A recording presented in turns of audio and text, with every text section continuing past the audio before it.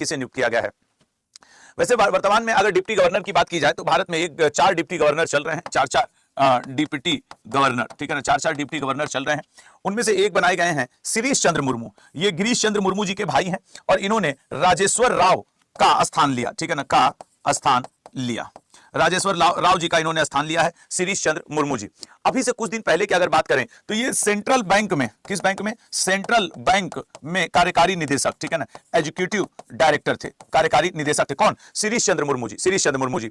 उसके अलावा अब इनका कार्यकाल, जैसे अब ये आज 2025 है तो ये 3 वर्ष इनका कार्यकाल रहेगा, 3 वर्ष इनका जो है कार्यकाल घोषित किया गया है कि अपने पद पर अब 3 वर्ष तक बने रहेंगे। तो 3 वर्ष इनका नेक्स्ट कार्यकाल है और ये ईडी एग्जीक्यूटिव डायरेक्टर हुआ करते थे। 4 डिप्टी गवर्नर इस समय आरबीआई में हैं, उनमें से एक आपके बन गए हैं कौन? शिरीष चंद्र मुर्मू जी, राजेश्वर राव की जगह, ठीक है, राजेश्वर राव की जगह शिरीष चंद्र मुर्मू जी बन गए हैं। तो ये है शिरीष चंद्र मुर्मू जी, ये गिरीश चंद्र मुर्मू जी के भाई हैं, ये भी बात याद रखेगा, जो कभी जम्मू कश्मीर के डिप्टी गवर्नर हुआ करते थे। तो अगले पॉइंट पे आएंगे, ठीक है। नेक्स्ट अगर आरबीआई की बात की जाए तो आरबीआई एक्ट 1934 के अंतर्गत 1 अप्रैल 1935 को इसकी स्थापना हुई थी। मुंबई में इसका हेडक्वार्टर पड़ता है और इसके अन्य 3 डिप्टी गवर्नर, एक तो आपके शिरीष चंद्र मुर्मू जी हो गए, एक है स्वामीनाथन जानकी रमन, टी रवि शंकर और पूनम गुप्ता, ये 3 अभी इनके अन्य डिप्टी गवर्नर है शिरीष चंद्र मुर्मू जी के अलावा। कोलंबो में आयोजित 7वां सैफ अंडर 17 फुटबॉल खिताब किसने जीता है?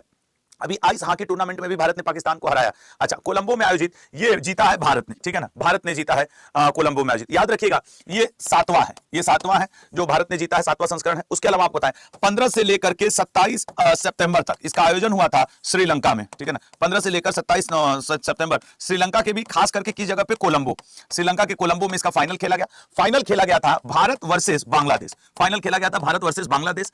अच्छा, जिस समय फुटबॉल का मेन मैच चल रहा था, दोनों टीमें बराबरी पे थी, 2-2 के बराबरी पे थी। फिर पेनाल्टी शूट आउट में जाकर के पहले दोनों टीमें 2-2 की बराबरी खेली, फिर उसके बाद पेनाल्टी शूट आउट हुआ। आजकल अक्सर पेनाल्टी शूट आउट, तो उसमें 4-1 से हराया भारत ने, ठीक है ना, भारत ने 4-1 से हराया। एक स्टूडेंट कह रहे हैं कि सर आज मंथली चलना था ना, मंथली मैंने कंपाइल नहीं किया क्योंकि अब मैं डिटेलिंग वाले में मेरे ध्यान से उतर गया कि आज मंथली 30 तारीख को पढ़ा दूं। मैं कल तो नहीं, परसों मंथली करा दूंगा, ठीक है ना। मंथली रिवीजन मैं 2 तारीख को करा दूंगा क्योंकि कल भी कुछ ऐसे इंपॉर्टेंट क्वेश्चंस हैं जो मुझे डिस्कस करने हैं। तो मैं 2 तारीख को, 2 अक्टूबर, अरे यार 2 अक्टूबर को तो गांधी जयंती रहेगी, इस दिन तो दशहरा रहेगा, पता नहीं सुबह क्लास चलेगी कि नहीं चलेगी, तो 3 अक्टूबर को करा देंगे अगर ऑफिस नहीं खुला तो। 2 या 3 अक्टूबर को हम आपको, क्योंकि इस दिन दशहरा रहेगा तो मैं भी इस दिन का मुझे अभी नहीं पता ऑफिस उस दिन खुली रहेगी कि नहीं खुली रहेगी। तो खैर भारत ने जीत लिया है कोलंबो, ये सैफ अंडर 17, ठीक है ना, तो इसको याद रखिएगा। तो भारत डिफेंडिंग चैंपियन भी, इससे पहले वाला संस्करण भी भारत ही जीता हुआ था। तो यह है भारतीय टीम जिसने सैफ अंडर 17 फुटबॉल टूर्नामेंट, जिसका आयोजन कोलंबो में 15 से 27 सितंबर हुआ, उसको भारत ने जीत लिया है। तो ये भी याद रखेंगे। तो नेक्स्ट पॉइंट पे 7वां बार है ये, ठीक है, 7वां खिताब है ये भारत का। अगले पे आएंगे। अभी स्पेनिश सुपर कप का खिताब बार्सिलोना ने जीता है। यह बड़ा इंपॉर्टेंट है कि कर्नाटक ने विदर्भ को हराकर 32वां विजय हजारे टूर्नामेंट जीता है। पहला खो खो विश्व कप ये भारत ने जीता है, पुरुष और महिला दोनों। दिव्यांग चैंपियंस ट्रॉफी भारत ने जीता है। महिला हॉकी इंडिया लीग के पहले संस्करण का खिताब आपके ओडिशा वॉरियर्स ने जीता है। पीपीटी में मेरे क्वेश्चन के बाद उससे रिलेटेड जो इंफॉर्मेशन होते हैं वो बड़े इंपॉर्टेंट रहते हैं, तो प्लीज उन पे भी एक निगाह, जैसे अब ये रिवीजन हो गया आपका। फिर अब अगले क्वेश्चन पे आगे बढ़ जाएंगे। मुखी भारत में जन्मी पहला वयस्क चीता बन गया, इसका नाम, इसका जन्म किस राष्ट्रीय उद्यान में हुआ था? कूनो राष्ट्रीय उद्यान कहां है? ए ऑप्शन पे। एक्चुअली इसकी कहानी तब शुरू होती है जब तुम लोग को याद हो कि भारत सरकार ने प्रोजेक्ट चीता, ठीक है ना, प्रोजेक्ट चीता लाया था। इस प्रोजेक्ट चीता के अंतर्गत 6 चीता लाए गए थे। कहां से? आपके नामीबिया से, नामीबिया से 6 चीता लाए गए थे। इसमें मादा नर दोनों ही तरीके के साथ 8 लाए गए थे। एक्चुअली 8 चीता लाए गए थे, 8 लाए गए। फिर उसके बाद दक्षिण अफ्रीका से लाए गए। तो इन 8 चीताओं में ये बने रहे। इनमें से एक चीता का नाम था ज्वाला। जिस ज्वाला नाम की चीता ने 4 बच्चे दिए, 4 बच्चे। इन 4 बच्चों में से 3 मृत हो गए और एक बची जिसका नाम रहा मुखी। अब यही मुखी, इसको 915 दिन हो चुके हैं। अब इसको 915 दिन या लगभग 2.5 साल, ठीक है ना, या लगभग 2.5 साल की ये हो गई है। और चीता उन लोगों की मानी जाए तो जब 2.5 साल की हो जाती है चीता या ये जो जानवर है, तो फिर इसको वयस्क की श्रेणी में माना जाता है, ठीक है ना। तो अब ये बात याद रखिएगा कि ये ज्वाला, अब भाई डेप्थ में जाकर के पर्यावरण से रिलेटेड है तो सब पूछ सकता है। प्रोजेक्ट चीता की बात करें तो ये सन 2022 में भारत में आया था। अगर वर्तमान स्थिति की बात करें तो वैसे तो कुल 2022 से लेकर अब तक 26 शावक भारत में हुए। शावक मतलब चीतों के बच्चे, लेकिन 26 में से 16 की डेथ हो गई है। 26 में से करीब करीब 16 शावकों की डेथ हो चुकी है, और तो मतलब 10 ये बचे हुए हैं शावक और 11 बड़े चीता बचे हुए हैं। भारत में वर्तमान स्थिति यही है चीताओं की, ठीक है ना। तो याद रखेंगे कूनू राष्ट्रीय उद्यान में ये मुखी नाम की चीता है, जो कि इसको मादा चीता है, जो कि मतलब अब 2.5 साल की हो गई है, तो अब इसको ब्रीडिंग कराया जाएगा, मतलब अब ये ब्रीडिंग के लिए रेडी है, मतलब ये अगले जनरेशन के लिए रेडी है। तो अब इससे जो बच्चे होंगे वो चीता की जनसंख्या को बढ़ाएंगे। ये चर्चा में इसलिए है कि ये पहली ऐसी है जो वयस्क एज तक पहुंची, नहीं तो अदरवाइज 2022 से आप 2025 चल रहा है, जब तक 2.5 साल के हो ना, इनको माना नहीं जाता कि ये वयस्क हैं या ये अब अपने खुद बच्चे जन्म देने के लिए तैयार है। तो इसलिए मुखी चीता जो है वो चर्चा में है। तो होप सो कि ठीक है भाई, भारत में चीता की जनसंख्या बढ़े। हालांकि एक बात है कि हम लोग चीता उता के लिए तो चिंतित हैं, भारत में कितने लोग खाए बिना भी मर जाते हैं, भूखमरी इंडेक्स में भी भारत का स्थान है। भारत सरकार को उस पर और ज्यादा ध्यान देना चाहिए।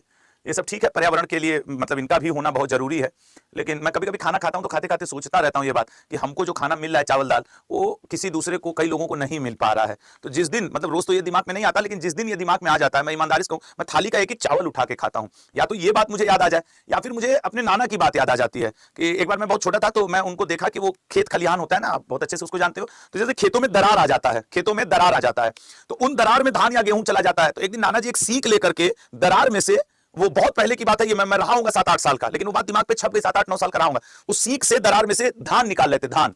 तो हम सोचे इतना निकाल लेंगे तो कितना हो जाएगा। फिर मैं 1-2 घंटे बाद खेल कूद करके आया तो देखा इतना करीब धान हो चुका था। तो हम बोले यार इतना मेहनत आप करोगे? तो बोले कि रजनीश, एक एक दाने की बड़ी कीमत है, अपने भाषा में बोले।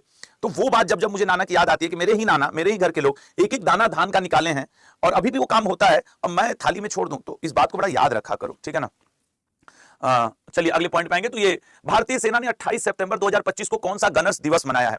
Actually mountain batteries, 5 mountain batteries, एक भारत की सबसे पुरानी 5, इसको ब्रैकेट में बॉम्बे भी लिख लो, अंग्रेजों के समय 5 बॉम्बे माउंटेन, ठीक है ना, माउंटेन और बैटर्स करके, ऐसे बैटर्स करके एक नई बटालियन की स्थापना हुई थी अंग्रेजों के समय, और तब समय था करीब 199, 1827, ठीक है ना, 1827 ईस्वी में ये जो बटालियन है भारतीय सेना की, ठीक है ना, इसी की स्थापना हुई थी 28 सितंबर 1827 को। तो ये वजह है कि 28 सितंबर 1827 को आर्टिलरी रेजिमेंट, ये भारत के सबसे पुराने आर्टिलरी रेजिमेंट में है, जो अंग्रेजों के समय स्थापित हुई, इसके शौर्य के लिए, विरासत के लिए, इसके सेवा के लिए ये दिवस मनाया जाता है, ठीक है ना। शौर्य, विरासत और सेवा के लिए भारतीय सेना द्वारा भारत के सबसे पुरानी आर्टिलरी रेजिमेंट 5 माउंटेन बैटरी के स्थापना के रूप में इसको याद किया जाता है, गणेश दिवस के रूप में, ठीक है ना। इसकी स्थापना हुई थी, 5 माउंटेन बैटरी की स्थापना के उपलक्ष्य में यह दिवस मनाया जाता है। हर साल 28 सितंबर को मनाया जाता है इस बार, बल्कि अब इस बार का कितना जरूरी बनेगा कितना नहीं है मैं तो नहीं कह सकता, लेकिन अगली बार जब ये रहेगा तो 200वां गणेश दिवस रहेगा, तब तो फिर बहुत जरूरी हो जाएगा ना। खैर, तब से लेकर अब तक लगातार ये सेवा में लगी हुई है। 16 जुलाई भारतीय कृषि अनुसंधान परिषद का 97वां, 28 जुलाई, इसमें जो मुझे लगता है भारत छोड़ो आंदोलन का इंपॉर्टेंट बन सकता है, ठीक है ना, भारत छोड़ो आंदोलन। और अगर आप जीडीएमटीएस ये सब दे रहे हैं तो सीआरपीएफ का, मालदीव वाला तो खैर है। भारत क्या था मोस्ट इंपॉर्टेंट क्वेश्चन, आप किसी राज्य का एग्जाम दे, चाहे पीसीएस का एग्जाम दे, चाहे इधर उधर कोई भी CGL, CHSL, MTS, group D, NTPC, railway, कुछ भी दे, ये इंपॉर्टेंट बनेगा। जब तक आप इसका आंसर करें, ये तो आपको स्टैटिक वाला पोर्शन थोड़ा सा हो जाए कि सर संविधान के भाग 5 में अनुच्छेद 6 में, अनुच्छेद क्षमा करेगा 76 में, अनुच्छेद 76 में अटॉर्नी जनरल ऑफ इंडिया का वर्णन है। भारत के पहले अटॉर्नी जनरल एमसी सीतलवाड़ जी रहे हैं, एमसी सीतलवाड़ जी भारत के पहले अटॉर्नी जनरल रहे हैं, और वर्तमान में जो भारत के अटॉर्नी जनरल हैं वो आर वेंकट रमन जी। अगर अब इनको देखा जाए तो 17वें, वैसे ही अपने पद पर 2022 से हैं, ठीक है ना, 2022 से यही है, इनका पुनः नियुक्ति हुआ है।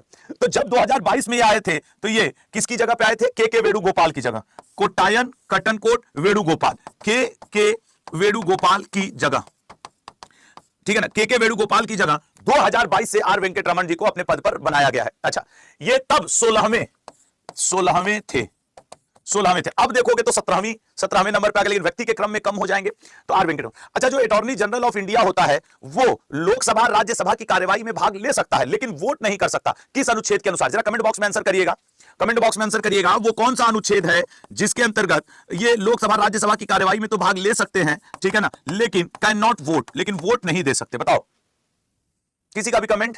हाँ देखो भैया, वो अनुच्छेद है 88, अनुच्छेद 88 के अंतर्गत अटॉर्नी जनरल ऑफ इंडिया, इसको भारत सरकार का पहला विधिक अधिकारी भी कहा जाता है, तो वो याद रखेंगे, ठीक है ना, वो याद रखा जाएगा। तो फिलहाल अब आर वेंकट रमन जी ये है भारत के पूरा क्या बना दिए गए हैं? Attorney general of India.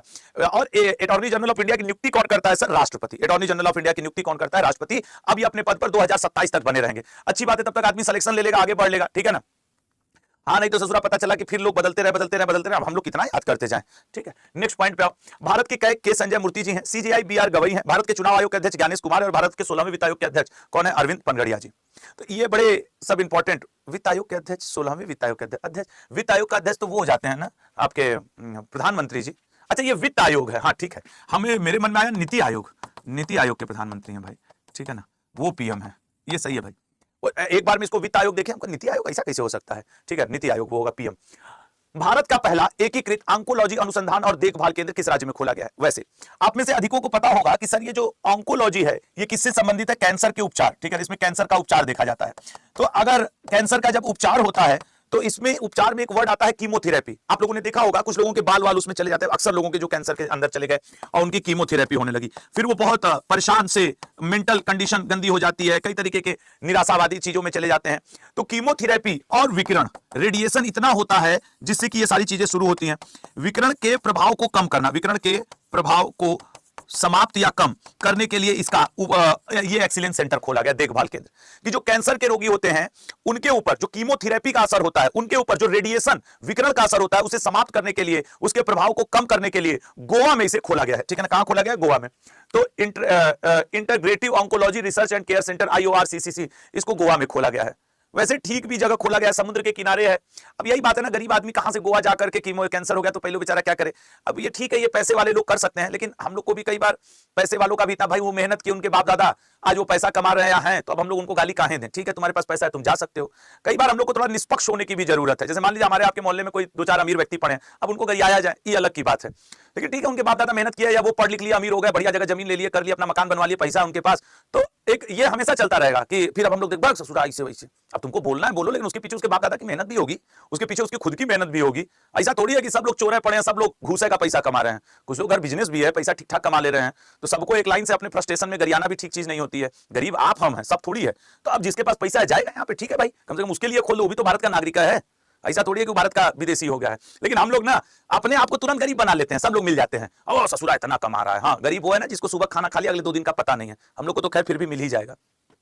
खैर, तो ये कैंसर में आयुष मंत्रालय ने खोल दिया है, आयुष मंत्रालय ने खोल दिया है। अगले पे आएंगे, तो याद रखना इसका मेन उद्देश्य यही है, कीमोथेरेपी और विकिरण के दुष्प्रभाव को बचने के लिए, ठीक है ना। अगले पे आएंगे। अब भारत में प्रथम देखो तो कई चीजें हैं। भारतीय क्रिकेट कंट्रोल बोर्ड के 37वें अध्यक्ष, हालांकि ये 2-3 दिन पहले की न्यूज है, लेकिन अब इनको कार्यभार दे दिया गया है, तो एक बार चर्चा तो बनेगी ही कि भाई इनको कार्यभार दे दिया गया है। यार आज अष्टमी है तो आज और कम बच्चे हैं लाइव ना, देखो आज अष्टमी की वजह से बच्चे थोड़े कम हो गए, सब दर्शन करने निकल गए होंगे। सर मिथुन मनहास जी बने हैं, रोजर बिन्नी का स्थान इन्होंने लिया है। मिथुन मनहास जी रोजर बिन्नी के जगह पे बने हैं। अगर मिथुन मनहास जी की बात की जाए तो ये जम्मू कश्मीर के लिए भी क्रिकेट खेले हैं और ये दिल्ली के लिए भी, ठीक है ना, ये दिल्ली के लिए भी क्रिकेट खेले हैं मिथुन मनहास जी। और मुंबई में एक्चुअली बीसीसीआई की 94वीं बैठक हुई, बीसीसीआई की अभी से कुछ दिन पहले मुंबई में 94वीं बैठक हुई। उस बैठक में यह डिसीजन लिया गया था कि मिथुन मनहास जी को बनाया जाएगा बीसीसीआई का अध्यक्ष। तो अब मिथुन मनहास जी बीसीसीआई के 37वें अध्यक्ष बन गए हैं। अब इसमें ऐसा कुछ है नहीं। हाँ, बीसीसीआई का अगर देखोगे तो अध्यक्ष मिथुन मनहास जी निर्विरोध निर्वाचित हुए हैं। उपाध्यक्ष राजीव शुक्ला बहुत दिन से अपने पद पर बने रहेंगे। सचिव देवजीत सैकिया है, अभी एशिया कप जीतने के बाद से चर्चा में आ गए हैं, क्योंकि पाकिस्तान को इन्होंने बड़ा लताड़ लगाया कि कैसे तुम कप अपने यहां ले गए। कोषाध्यक्ष रघुराम भट्ट जी हैं और संयुक्त सचिव प्रभतेज सिंह भाटिया जी हैं। और ये बीसीसीआई के बारे में, ठीक है ना। और ये आपके बीसीसीआई के बारे में दिसंबर 1928 में स्थापना हुई, मुख्यालय मुंबई में ही है। और ये बीसीसीआई के पहले अध्यक्ष कौन है, ये वाला पॉइंट RE ग्रांट गोवन जी, ठीक है। नेक्स्ट पॉइंट पे जाएंगे। हाल ही में आयोजित एशिया कप 2025 का खिताब किसने जीता है? अब जाहिर सी बात है सर, भारत ने कौन सी बार जीता है? 9वीं बार। एशिया कप की बात की जाए तो 1984 से इसका आयोजन हो रहा है, पहला संस्करण। अभी 2025 वाला UAE में खेला गया, 1984, ठीक है ना, 2025 वाला UAE में खेला गया। मैन ऑफ द मैच की बात किया जाए तो तिलक वर्मा को दिया गया है, तिलक वर्मा को दिया गया है। मैन ऑफ द सीरीज की बात की जाए तो ये अभिषेक शर्मा को दिया गया है, ठीक है ना, ये अभिषेक शर्मा को दिया गया है। मोस्ट वैल्यूएबल प्लेयर की बात की जाए तो ये कुलदीप यादव को दिया गया है, ठीक है ना, ये कुलदीप यादव को दिया गया है मोस्ट। और ये सारी चीजें हैं। तो भारत ने 9वीं बार पाकिस्तान को फाइनल में फाइनली हरा करके जीत लिया है एशिया कप। और वो पहली बार, मैं भी ऐसा देख रहा हूं आप भी, कि हाथ में कोई कप नहीं है लेकिन फिर भी सेलिब्रेशन भरपूर चल रहा है, क्योंकि ये तो होना ही था भाई। वो पाकिस्तान उसका कुछ कहा नहीं जा सकता और इस पर बार बार बात करके समय खराब भी नहीं किया जा सकता। तो हम लोग आगे बढ़ते हैं, ठीक है ना।